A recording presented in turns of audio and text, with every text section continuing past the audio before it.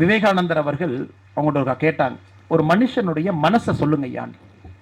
ரொம்ப அற்புதமாக சொல்லியிருக்காரு. நான் படித்தவரை யாருமே ஒரு மனிதனுடைய மனது அந்த மாதிரி சொன்னதில்லை. விவேகானந்தர் என்ன சொன்னார்னாங்க, சுவாமி விவேகானந்தர் அவர்கள், ஒரு மனிதனுடைய மனது என்பது குரங்கை போன்றது. சரி, பரவாயில்ல, எல்லாருமே சொல்கிறாங்க குரங்கு மனசு, தாவி தாவி குதிப்போம், அப்பப்போ மாறுவோம், பண்ணுவோம். சுவாமி விவேகானந்தர் அங்கே நிற்கல, இன்னும் ஒரு படி போகிறார். ஒரு குரங்கு கல்லை குடித்தால் எப்படி இருக்கும்? ஒரு நல்ல குரங்கு, ஒரு பனைமரத்து கல், ஒரு பனைமரத்து கல்ல குரங்கு நல்லா குடிச்சிருச்சு. குரங்குக்கே தாவி தாவி போகக்கூடிய மனசு, இது கல்லை குடித்த குரங்கு. சாமி விவேகானந்தர் அங்கே நிக்கல, இன்னும் ஒரு படி போனார். அந்த கல்லை குடித்த குரங்க ஒரு தேள் வந்து கடிச்சு வச்சா எப்படி இருக்கும்? அந்த குரங்கு ஆல்ரெடி அலைபாய்கிடக்கூடிய மனசு, கல்லை குடித்திருக்கிறது, ஒரு பனைமரத்து கல்லு. அந்த கல்லை குடிச்ச குரங்க ஒரு தேள் வந்து கடிச்சு வச்சிருக்கு. அந்த குரங்கனுடைய மனது எப்படி இருக்குமோ அதுதான் மனிதனுடைய மனது அப்படின்னாரு. உங்களுக்கு விவேகானந்தர் அவர்களை பொறுத்தவரை பல புத்தகங்கள் சுவாமி அவர்கள் எழுதியிருந்தாலும் கூட மிக முக்கியமாக நம்முடைய யோக சூத்திரத்தை பற்றி எழுதியிருப்பாங்க. ரொம்ப அற்புதமான புத்தகம். அதனுடைய ஆரம்பத்தில் இதை பற்றி சொல்லியிருப்பாங்க. அப்படிப்பட்ட மனதிற்கு ஒரு யோகக்கலை வேண்டும்.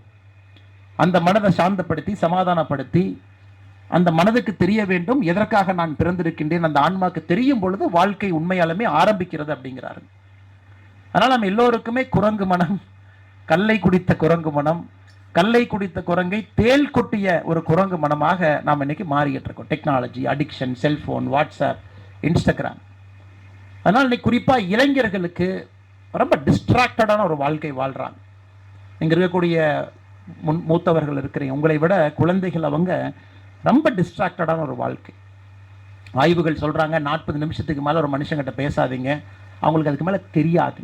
ஸோ நம்ம என்ன பண்ணிட்டோம், கிளாஸ் ரூம் எல்லாம் 40 நிமிஷத்துக்கு கொண்டு வந்துட்டோம். ஏன்னா அதுக்கு மேலே குழந்தைங்களால கவனிக்க முடியாது. எனக்கு சில இன்டர்நேஷனல் ஸ்கூல்ஸ்லாம் பார்த்தீங்கன்னா கிளாஸ் ரூம் 30 நிமிஷத்துக்கு கொண்டு வந்துட்டாங்க. நான் 2-3 பிரின்சிபல்கிட்ட கேட்டேன், என்னங்க 30 மினிட்ஸ் வச்சுருக்கீங்கன்னு. இல்லைங்க, ஸ்டான்ஃபோர்ட் பல்கலைக்கழகத்தில் ரிசர்ச் சொல்லுது, ஒரு குழந்தை 30 நிமிஷத்துக்கு மேலே ஒரு சப்ஜெக்டை அவங்களால கிரகிக்க முடியாது. அதனால் 30 நிமிஷம் முடிச்சோன்னே பிரேக் விட்டு அடுத்த சப்ஜெக்ட் போயிடுறோம் அப்படின்னு. அப்போ யோசிச்சு பாருங்க, எப்படிப்பட்ட ஒரு உலகத்தை நாம் உருவாக்கி கொண்டிருக்கின்றோம். அது பள்ளிக்கூடத்தில் ஆரம்பித்து அது பிணவரை வரை, அந்த குழந்தை வளர்ந்து பெரிய மனிதனாக வரும் வரை எப்படிப்பட்ட உலகத்தில் உருவாக்குறோம். Distracted mind. அந்த மைண்டு வந்து விவேகானந்தர்கள் சொன்னது போல தேல் கொட்டி கல்லை குடித்த குரங்கு மனம் என்பதற்கு உதாரணமாக இன்னைக்கு அந்த குழந்தைங்களுக்கு ஒரு ஹீலிங் தேவைப்படுகிறது. ஹீலிங். என்னை தாண்டி ஒரு உலகம் இருக்கிறது, என்னை தாண்டி மனிதர்கள் இருக்கின்றார்கள். எத்தனையோ பேர் எனக்கு கிடைத்த வாய்ப்புகள் கிடைக்காம அவங்க இருக்கிறாங்க. பிறப்புல அனைவரும் சமம் என்று சொன்னாலும் கூட மனதளவில், உடல் உறுப்பு அளவில் எத்தனையோ பேருக்கு பிரச்சனை இருக்கு. இப்போ தான் 2வது பக்கம் வர்றாங்க.